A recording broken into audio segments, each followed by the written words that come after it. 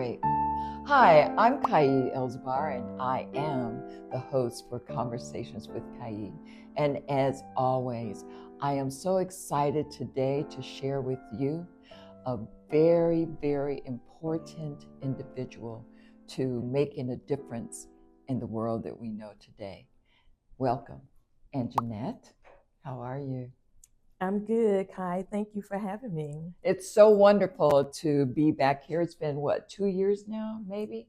Three? Yeah, going into 3 years. 3 years. Yeah. And a lot had just happened and things were Yes. going on. And I want to talk about the work that you're doing now and how we got to that. Okay. Because the experiences that we have on the way to our greatness sometimes doesn't feel that way. Absolutely. I would agree with that. But I think that let's talk about what you do as a clinical social worker, Yes. licensed clinical social worker, which means that you have had a lot of training and you are in the position all day long to advise others and to counsel them. So let's talk about how you do what you do, and then there you were confronted with an experience that caused you to have to go inward and use some of your knowledge. Yes. So, as you said, I'm a licensed clinical social worker, and that is you get there kind of the traditional education path, right? You go to college and you get a master's degree in social work, and then you apply for state licensure boards to become what is considered a clinical social worker. Mm-hmm. And with that training, what I've learned is my specialty was adolescent mental health for a really long time. And so being trained on how to understand mental health issues in adolescents and families.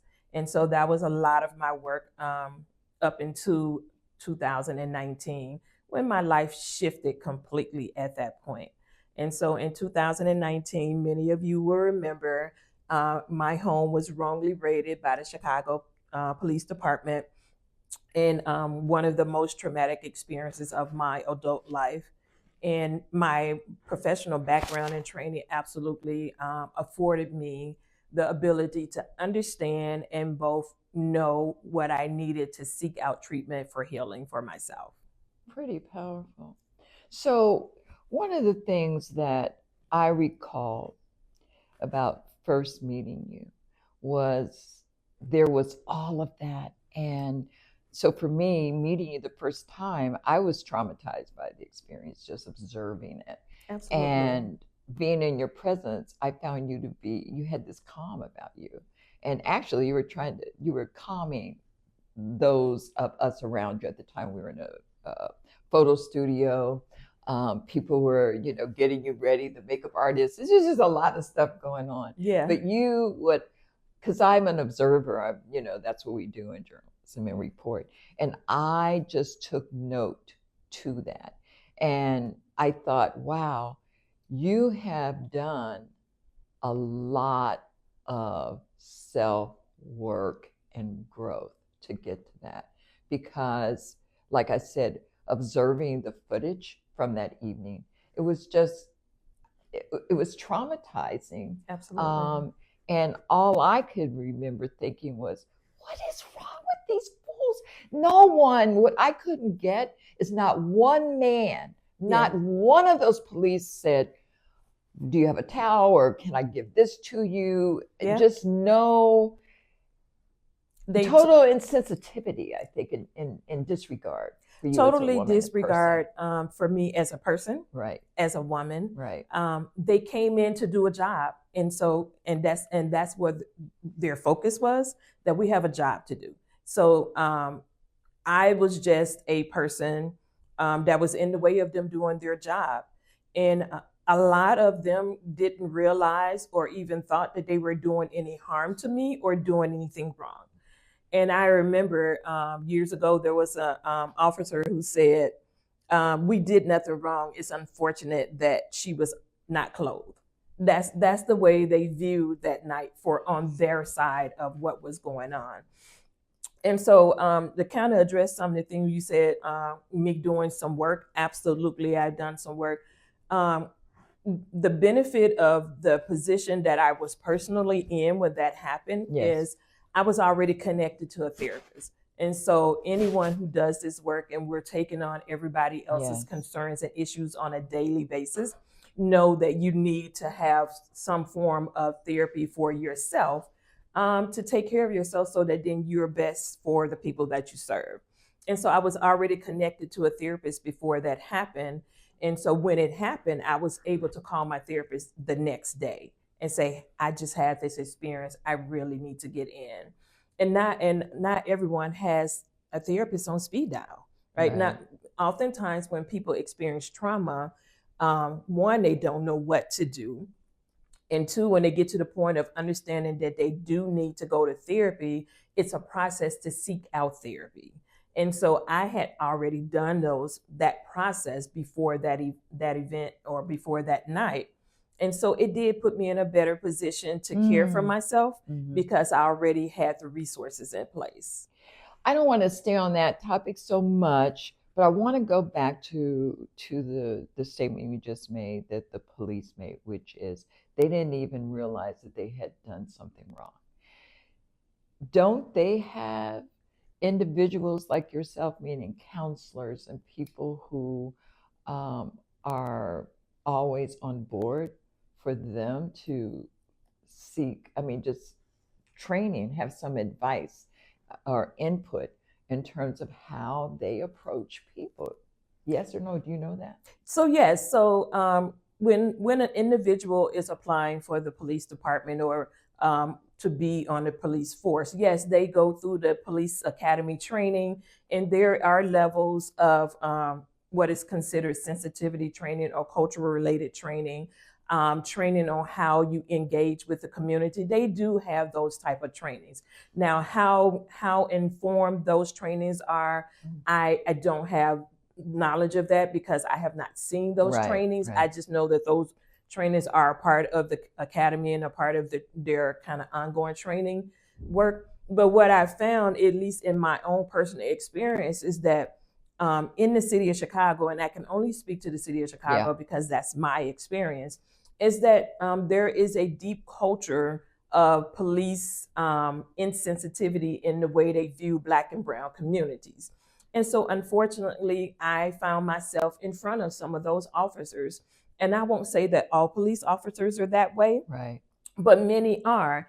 And so when you have a person that does not value my Black skin or does not value me as an individual, then that comes out in their work. And I always say that you can train a person to do the actual work, the skills, the tasks. But if a person doesn't have in their heart or they don't value other people in a way that that automatically tells them that they should be sensitive, I can't give that to a person. You can't train them for that. They need to be that person. They need to hold those values for themselves. I ask that because in today's climate, we are observing that same kind of thing happening over and over again. And you have to stop and question and say, what kind of training have these people received? Do they not get that they're dealing with human beings? And then we have observed where they're actually intimidating people to provoke them. I don't know why, so that they could do what they want to do, whatever is in the back of their head, but I won't go down that road. But I want to move on to, not only did you seek out, professional counseling, you also, in your healing and moving past that, continue what you were doing, but in a big, big way on your own. So let's talk about the organization that you initiated and started. Yeah, so after my experience in understanding the need for therapy and resources and connection, but also understanding that we live in a climate where those resources aren't readily available to our Black and brown community. And then also and this is a huge part of it. When my incident happened in February of 2019, no one knew my story for a really long time. And then we had Breonna Taylor to happen in the following year in March of 20. And then because of, that experience and having body cam footage and the media, being present the way they were, the entire world, got to live that experience about Breonna Taylor from Louisville, Kentucky. Mm-hmm. And I grieved that experience so hard. And part of it was because I had had a very similar experience and no one knew what had happened to me. And so from that, as I, went through my healing process and understood that I wanted to be both a voice and a resource to others who were having the same experiences that I had had. Because I had learned that the city of Chicago had not only done that to me, but they had done that to so many other families in and around the city of Chicago. And not a lot of people knew that. Right. And so thanks to CBS Chicago, and they did a full story on that they call Unwarranted, where they actually highlighted all of these bad raids that were happening around the city of Chicago. I remember watching the news one day, and I recall, and I don't know if I'm going to use the right words, but I recall Mayor Lori Lightfoot was in it, and I believe she said something. At first, she didn't take it as seriously as it was. When did she begin to take it serious? Was it when after you had made some kind of appeal? What made her turn her mind around? Because for me, just watching the footage, being akin to you, sharing skin, I just immediately, and not only that, I mean, recently what happened with Renee Good, we just have that compassion, yes, element or sensitivity about ourselves that I feel. I could really, what I'm saying is, I don't want to say I'm an empath, but I could feel the experience. Yes. And so therefore, it's like if you go to a movie and you see something you're into, I was there, yes. And of course, you know what I'm saying. Yes. I felt it. So why would someone say they didn't think it was as serious as, originally? So what I've learned in this process is that there are some people who don't connect or feel things that they read or hear. So, we're sensory beings, right? We have our 5 senses. And so some people operate in different ways on how their senses are piqued. Yeah. And so the initial story was a news story in a police report, but there was no video connected to it. So when that initial story came out, some people saw it and, and connected with it, and some people not so much. I would like to say, as relates to our previous mayor, that she got a report that came across her desk, and because of the myriad of things that she's responsible for as a new mayor, because she was a new mayor when all of this happened, that she may have looked at it and may have delegated it to someone else and not gave it the full attention that it needed. Okay. Now, at this point, I'm only speculating, but I want to give grace and say that potentially that could be how it initially went. And so it wasn't for her and for the city and police and across the country. It did not become a real thing for other people until the body cam footage was shown. It was real for me, and I had been struggling for months on end, dealing with that trauma. But for the community, for the mayor, for the police department, it didn't become real for them until the body cam footage showed just how much trauma that had been inflicted on me, until it showed just how much distress I was in. That makes sense.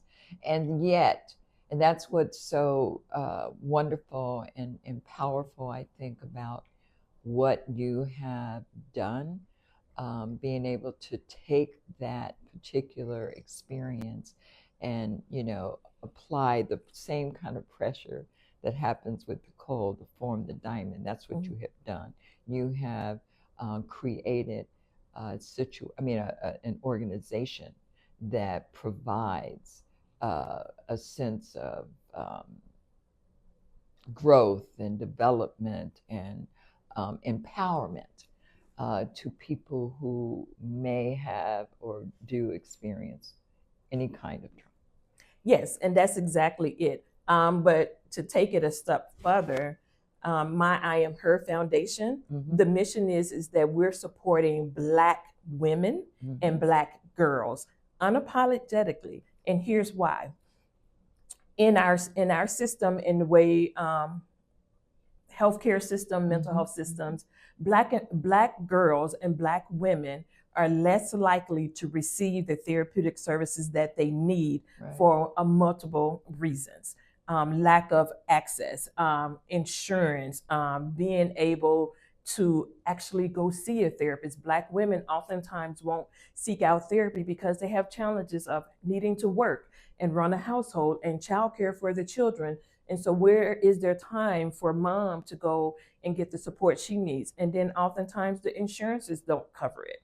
So with my foundation, when I said we're specifically for Black girls and Black women, because I want to reach that population, and I want Black girls and Black women to see me and see themselves and know that there's someone out here fighting for them and someone out here that want to make sure that they have access and resources that are needed. That's very important. I don't think you should apologize for that. The reality is that people connect with people like themselves, and they just feel comfortable, you know, that way, or those who they experience life with. So tell us about, why would I join, or why would I come to your organization? So I Am Her Foundation is wanting to connect with women and girls who have experienced trauma. So it doesn't have to be police trauma like myself. It could be sexual assault. It could be domestic violence. It could be community trauma. And we know that those are the things that we see in our everyday community. And if we bring it to present day, there is so much hate and so much discontent that is happening in our community. Just watching it makes you feel with anxiety and anxiousness and things that are re-triggering whatever experience that you have had. And so I want women to know that I'm here for you. There is an organization, there's a foundation that is specifically wanting to make sure that we have access so we can heal. Women run this world. And that's just the fact. And so I want to make sure that I'm doing everything that I can to support my fellow sister, the young girl that's coming up in my community, and my sister who has experienced something and it's been too hard to even talk about. I want to be that resource. So all of that is wonderful, but I'm wondering, how do you really reach those people? Because a lot of times the people who need those services are not going to pay attention. So is the onus of that on their loved ones, the people who are around them? Are those the people, for the most part, that might direct a loved one to you? Or do you actually go into places looking for this? Or do you have a relationship with, let's say, the hospital or doctors? How do you get your referrals? So it's a combination of all of those things. As it relates to police violence, I have been very intentional to make connections with families that I see in the news or I hear a story about. So some examples is, there's a young woman in Georgia. A lot of people don't know her story. Maybe the people in Georgia know her story. There's a young woman in Georgia. Her name is Trina Martin, and her home was raided by the FBI, and they got it wrong. And at the time that it happened, it was her and her 7-year-old child and her boyfriend who were asleep. And the FBI came in and flashbanged their house and tore down doors, only to get it wrong, and then actually left her place within like a few minutes of doing it to say, oh, the right house is down the street. And so when I heard about that story, I reached out and I connected with that family. And that's just one example. There are families, I was able to connect with the Sonia Massey family. And so when I hear these stories and I can make those connections, then I go show up for those people. I went to DC with the Martin family when their case went to the Supreme Court. I went to Peoria and sat every day in court with the Massey family when they were going through that experience as well. And I do some of those same things with families here in Chicago as well. So that's one way, I physically make connections and go and show my face and support to those families. And then as it relates to referrals here in the city of Chicago, I've made connection with other mental health providers. One that I often use regularly is Sister Afia Community Care. I've made a relationship with them so that if someone is referred from the I Am Her Foundation, then they're going to do their best to try to see that person within 2 to 3 weeks and get them connected to services.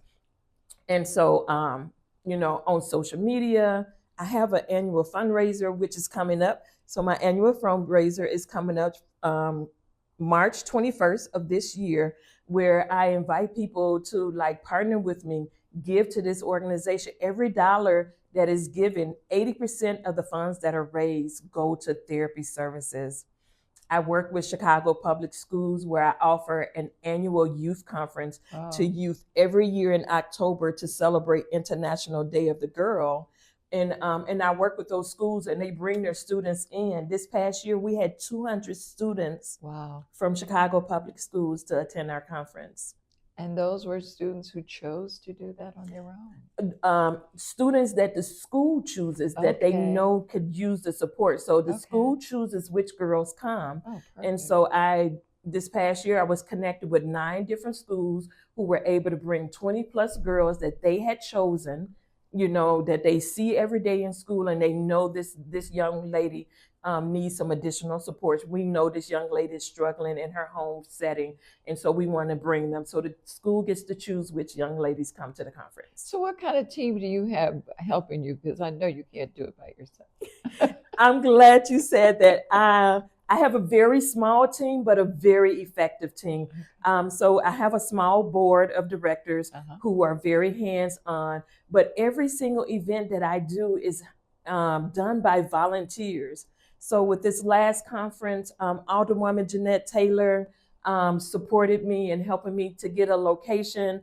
I get donations from different community organizations, and then my volunteers, they show up and we just get it done. Perfect. Where is it going to be this year?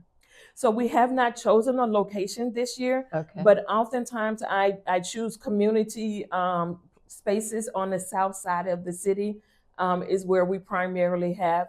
And I've had people ask me if I want to move it around the city, but I know that there are other organizations that are doing this as well. So I'm trying to have a focus point for where I'm serving. Yeah, it gets it, that team effort for those of us who are small organizations, it just creates a whole new meaning. Absolutely.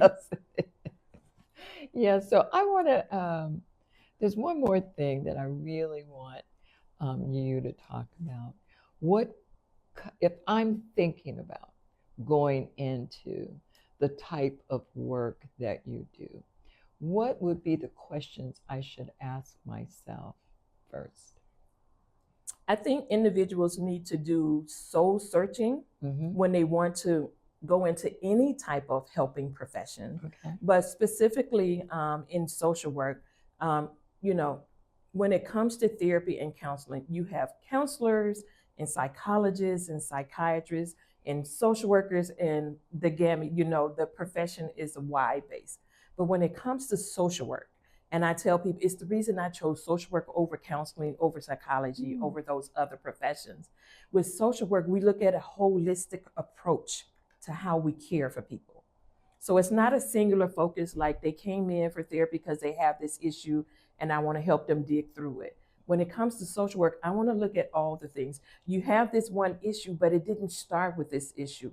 What background information led up to this issue? And what barriers are in front of you that are going to prevent you from healing from this issue? So social work gives a very holistic approach to how we care for people. And so if you're looking or thinking about going into social work, I would suggest that you do soul searching on what your capacity, what your desire, your mission is as it relates to helping others. You have to have a pure heart to do this work. It's hard work. And people oftentimes aren't always receptive in the beginning. Yeah. And so how do you get past the resistance of a person knowing that ultimately you have something that can help them, but you have to have the skill set to move past the resistance. You have to have the patience to move past the resistance. You have to have the heart to know that there is something deeper there that you can give to them. Oh, that's absolutely wonderful. So, how does one find you?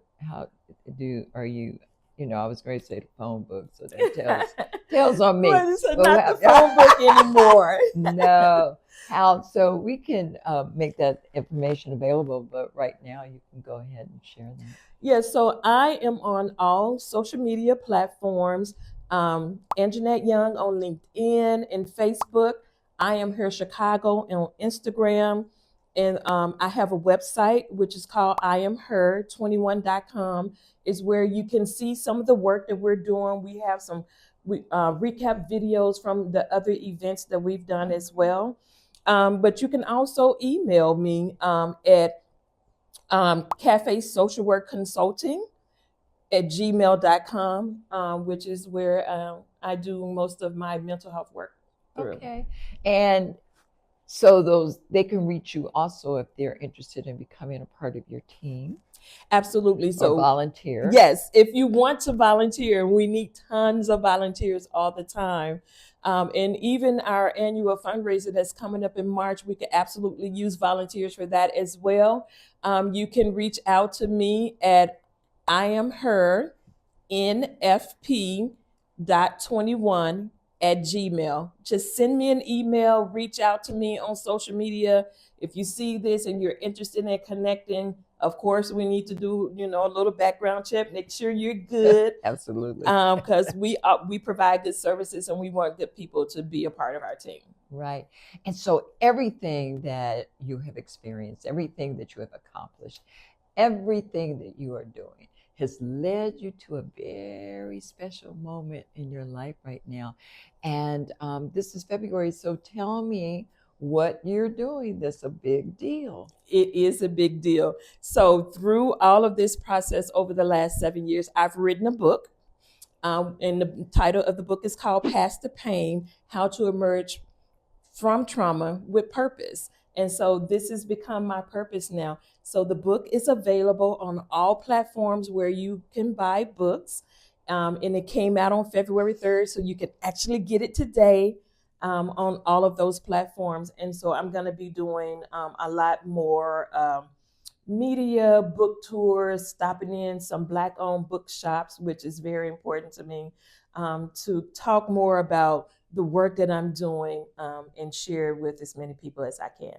And she's coming back to see me and talk about that book too. So that's very important. I just want to remind our audience that CNW has started its book club, and I am seeking out first authors in Chicago or from Chicago, and we review their book, and if we think it's worthy or we know the person, anyway, we are going to make that list available to you, and then we're going to read it. We're actually going to host book discussions in our studio, and we're going to bring back those authors that we can and have them provide some more depth and insight if you have any questions for them. And Anjanette is on that list. And so we're so happy to have you acquiesce and come and take time out of your very busy schedule. And thank you so much. And is there anything that's on your mind right now that you want to share with our audience?